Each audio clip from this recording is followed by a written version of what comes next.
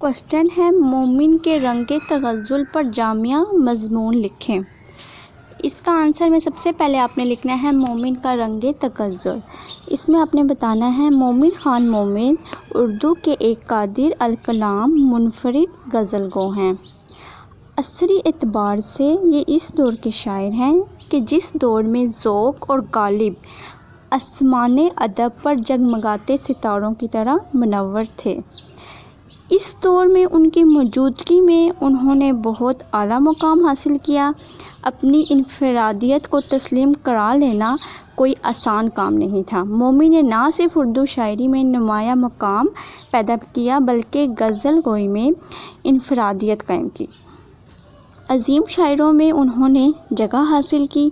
Doctor عبادت بریلوی تحریر کرتے ہیں، اردو شاعری میں مومن ایک ممتاز حیثیت رکھتے ہیں۔ انہوں نے اردو غزل میں ایک نیا رنگ نکالا۔ ان کے تغزل کی رنگین کاریوں میں جدت پائی جاتی ہے اور جو چمک دمک ان کی شاعری میں نظر آتی ہے وہ غزل کی 200-250 سال کی روایت میں کسی دوسری جگہ مشکل سے ہی مل سکتی ہے۔ انہوں نے اس اعتبار سے ایک نئی دنیا پیدا کی ہے، ایک نیا افق تلاش کیا ہے۔ فن کی جو راہ انہوں نے نکالی ہے وہ خود ہی اس کے راہی ہیں، کسی دوسرے کو اس پر چلنا نہیں آتا۔ ان سے قبل کسی نے اس کا خواب بھی نہیں دیکھا۔ کیا اس میں کہا ہوا ہے کہ مومن خان مومن کو جو شہرت ملی نا 200-250 سال بھی کسی دوسرے کو اتنی نہیں مل سکی، اور انہوں نے ایک نئی دنیا پیدا کی ہے۔ اور آپ نے یہ بتانا ہے کہ دہلی کے شعراء میں ان کو پسند کیا جاتا ہے، ان کی انفرادیت میں اور کشش پیدا ہو گئی۔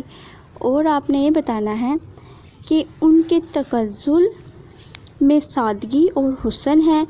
نذیر صدیقی کہتے ہیں مومن اردو کے تنہا غزل گو شاعر ہیں، تنہا غزل گو شاعر ہیں جن کے رنگ تغزل میں ہر جگہ خلوص اور سچائی ہے۔ ہمیشہ سچائی کا ساتھ دیتے تھے، ہمیشہ سچ بولتے تھے اور اوروں کی بھی ایسے ہی تلقین کرتے تھے کہ وہ بھی سچ بولیں۔ میرے ذہن میں تغزل کا وہی مفہوم ہے جو رکیب کی مثلث میں گھرا ہوا ہے۔ یہ کس نے کہا ہے؟ نذیر صدیقی نے مومن کے بارے میں، کہ مومن تنہا غزل گو شاعر ہیں اور ہمیشہ سچائی کا ساتھ دیتے تھے، خلوص سے کام کرتے تھے۔ مومن کا جو اسلوب بیاں ہے اس لحاظ سے انہیں اسلوب بیاں کا بادشاہ کہا جاتا ہے۔ معمولی بات کا اظہار اس طرح سے کرتے ہیں کہ اس میں جدت پیدا ہو جاتی ہے اور وہ انہونی بات کو ہونی کر کے دکھاتے ہیں اور تو عجیب سما پیدا ہو جاتا ہے۔ یہ مومن کے بارے میں کہا جا رہا ہے کہ ایک آپ نے یہ بتانا ہے اسلوب بیاں کا انہیں بادشاہ کہا جاتا ہے۔ نیکسٹ ہیڈنگ آپ نے لکھنی ہے محسوسات کی شاعری۔ مومن محسوسات کے شاعر ہیں، یہی وجہ ہے ان کی غزلوں میں حواس کو متاثر کرنے کا بڑا سامان ہے۔ مومن کی غزل میں غالب کی غزلوں کی طرح کا ذہن نہیں ملتا، یعنی کہ ان میں اور مومن کی غزل میں اور غالب کی غزل میں فرق ہے۔ فرق کس طرح کا ہے کہ ان کی غزل میں، غالب کی غزل میں جس طرح کا ذہن ہے اس طرح کا مومن میں نہیں ہے۔ غالب کی غزل میں جس طرح کا فکری اور فلسفیانہ پہلو ہے اس طرح کا مومن کی غزل میں نہیں ہے۔ اخلاقی مسائل بھی نظر نہیں آتے، مگر مومن کو تصوف سے کوئی دلچسپی نہیں تھی۔ نیکسٹ ہیڈنگ آپ نے لکھنی ہے نزاکت آفرینی۔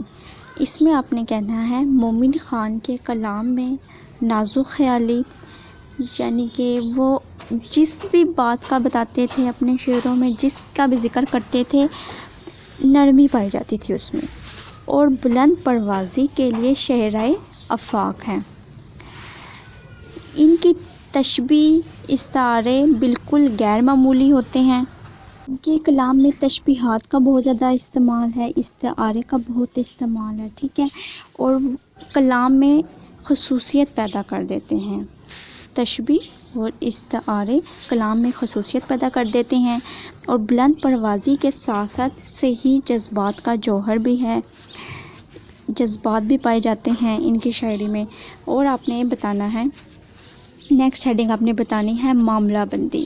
اردو غزل کے مختلف شاعروں میں جس طرح کا پایا جاتا تھا نا، جس طرح میر جو تھے، میر کہتے تھے ان کے کلام میں زیادہ مایوسی ہوتی تھی، ناکامی ہوتی تھی، جو مخصوص فضا پیدا کر دیتی تھی، لیکن جو مومن کا کلام ہے اس میں کوئی ایسی چیز نہیں ہے کہ ایک ہی چیز پہ فوکس کیا جا رہا ہو، جس طرح میر کے کلام میں مایوسی، ناکامی پہ فوکس کیا جا رہا تھا، ٹھیک ہے۔ اور جو غالب کا کلام ہے اس میں زیادہ تر کس پہ فوکس کیا جاتا رہا ہے؟ خواہش پرستی پہ، اور شاہد بازی نے جو حالات پیدا کیے ہیں اس پہ، ان سے بھی وہ کوئی علاقہ نہیں رکھتے ہیں، اس لیے انہوں نے ان کے درمیان ایک راستہ نکالا۔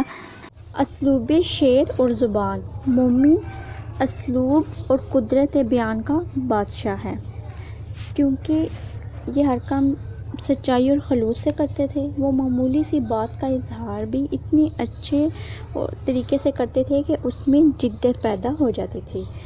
اور آپ نے یہ بتانا ہے کہ وہ انہونی کو ہونی اور ہونی کو انہونی ثابت کر دیتے تھے، تو عجیب سما پیدا ہو جاتا تھا۔ آپ نے یہ بتانا ہے کہ مومن خان مومن کے فنی اور جمالیاتی پہلو بھی تھے۔ اس میں آپ نے کہنا ہے مومن کی غزل فنی اور جمالیاتی اعتبار سے امتیازی حیثیت رکھتی ہے۔ انہوں نے غزل کے بنیادی اصولوں کو اپنی غزل میں برتا، بنیادی اصولوں کو استعمال کیا اپنی غزل میں، اور ساتھ ہی ان اصولوں میں کچھ اضافے بھی کیے۔ ان کی غزل میں ایک نیا انداز ملا جس وجہ سے، اور آپ نے بتانا ہے کہ اسی وجہ سے ان کی غزل میں جدت پیدا ہوئی، جدت نظر آتی ہے ان کی غزل میں۔ روح اثر۔ ہر فن کا چاہے اس کا تعلق فن کے کسی شعبے سے کیوں نہ ہو، معاصر حالات سے بے خبر نہیں رہ سکتا۔ یعنی کہ غزل گوئی میں کوئی بھی موضوع ہو، لیکن جو شاعر ہیں ان کا تعلق ماحول سے رہتا ہے، وہ ماحول کو بیان کرتے ہیں کہ ماحول میں کیا ہو رہا ہے، ماحول کا جبر اور حالات کا کرب کھاوا کس وجہ سے ہو۔ فن کی راہ ہر فنکار کے ہاں اظہار کی راہیں ڈھونڈ لیتا ہے۔ اس میں یہ کہا گیا ہے کہ مومن نے اپنے زمانے میں آس پاس اور گرد و پیش کی زندگی سے آنکھیں بند نہیں کی تھی، وہ اجتماعی معاملات و مسائل کے بارے میں غور کرتا تھا، اور ان کے غزلوں میں کہیں کہیں اس کے زمانے کے اجتماعی معاملات و مسائل کی ترجمانی بھی ملتی ہے۔ اور آپ نے یہ بتانا ہے انہوں نے زمانے کا غم، اپنی عظمتوں کے مٹنے کا احساس، پرانی اقدار کے فنا ہو جانے کا ملال، اور کچھ نیا کرنے کی آرزو، یہ تمام باتیں جگہ جگہ ان کی غزلوں میں بکھری ہوئی نظر آتی ہیں۔ انہی باتوں کے اظہار کے پیش نظر کسی نقاد نے ان کو اردو کا سب سے پہلا قومی شاعر قرار دیا ہے۔ روح اثر میں آپ نے یہ باتیں بتانی ہیں۔